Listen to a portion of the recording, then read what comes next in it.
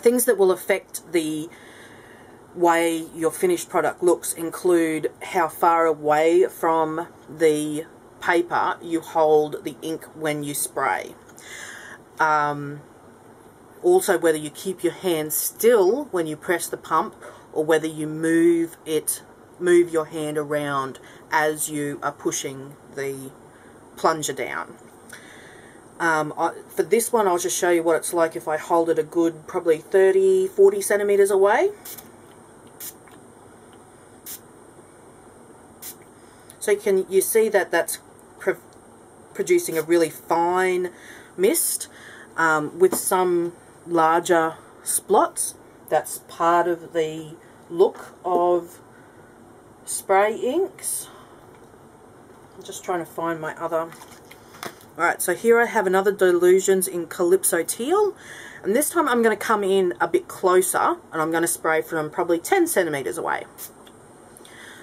So you can see there's a round ball of mist that's come, so it's more concentrated in one area, whereas further away the mist travels much more.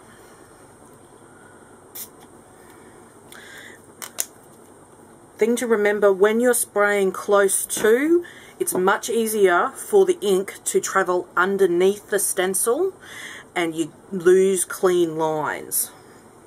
So there you go. When you're spraying, be confident to get a nice spray rather than lots of big drips and drops, unless that's what you really want. But to get that nice spray, you need to push the plunger of the sprayer down in one confident movement. If you sort of go half sprays, that's when let's see if I can do it. Okay, did you see that? How it sort of dripped onto the page? It didn't spray, and that's because I only pushed the plunger down. I pushed it down slowly and I didn't depress it all the way. I only pushed it down halfway. So now I'll show you the difference if I just do one quick spray.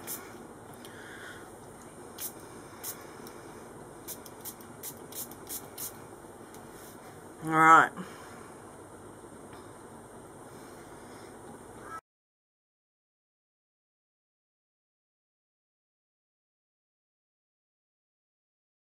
The reason that you get muddy colours is because you are mixing some combination of cool and warm colours. Green and red. Those are the ones that create the mud.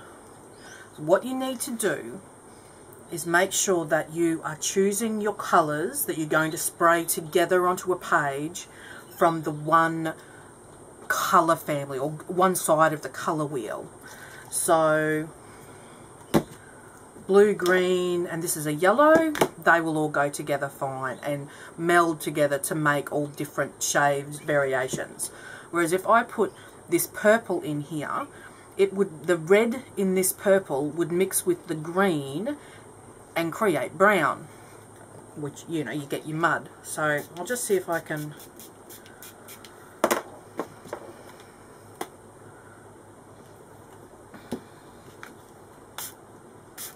There we go.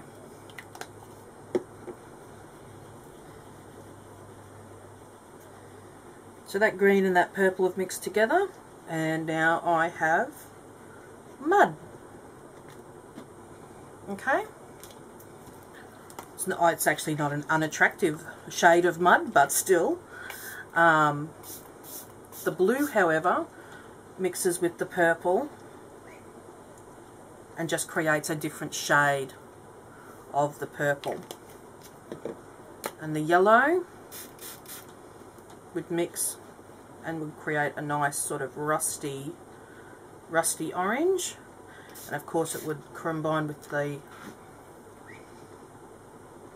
Now see, that's created mud there because there was some of the purple mixed in with the blue, which is then combined to make green with the yellow.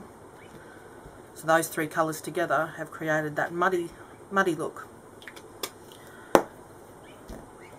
It can be done. You can spray red over green. You just have to make sure that you're not combining them when they're wet. Combine them once one's dry. So spray, because red and green like each other. You know, pink and green is a beautiful colour combination. Just not mixed together when they're wet. When they're put side by side, they love each other. When they mix together, when they're wet, not so much. So the thing to do, hang on, I've got a lot of excess goop here. I'll just blot that up. See, this is not an unattractive colour, but if you don't want brown in your colour scheme, then you've got a bit of a problem.